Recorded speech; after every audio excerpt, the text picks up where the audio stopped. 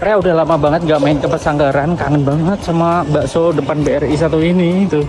Buat yang satu selera sama aku, bakso tuh harus yang ngekrek berdaging padat. Kayaknya bakalan cocok juga sama bakso ini deh. Entah berapa kali sih aku relain jauh-jauh ke Pesanggaran cuman buat makan bakso di sini. Mereka tuh jual baksonya nggak neko-neko, tapi yang beli selalu ruame kayak gini berarti enaknya valid kan ya. Seporsi bakso halusnya 12.000 ini tuh punya tampilan sederhana aja, tapi percayalah, buat aku pribadi ini enak banget, layak buat masuk top list bakso enak di Banyuwangi deh. Dari kuahnya aja udah kelihatan keruh ngaldu sampai kecoklatan. Ditambah adonan baksonya tuh punya tekstur yang padat, ngeping kayak gini. Duh, dimakan polosan aja udah enak banget, marem gitu loh rasanya. Tanda ini lokasinya ada di barat patung Penyu Pesanggaran atau depan BRI, namanya Bakso Sehat Pak Nasir ya. Orang Pesanggaran pasti tahu banget deh sama bakso satu ini. Oh, BTW karena mereka nggak ada kuah pedas, jadi aku bawa aja deh tuh bon cabai level 15. Karena praktis, tinggal tabur gini aja, bener-bener elevate rasa kuahnya jadi pedes nikmat. Emang cocok sih bon cabai buat segala makanan, apalagi bakso dan kuah-kuahan. Gak ngerubah rasa dan tekstur makanan, tapi pedesnya beneran jos. Kapan hari aku belinya di Roxy Mall Banyuwangi ya. Overall bakso Pak Nasir ini emang rekomen banget. Kalau lagi ada agenda ke Pulau Merah, jangan lupa dicobain ya. Follow aku untuk rekomendasi lainnya.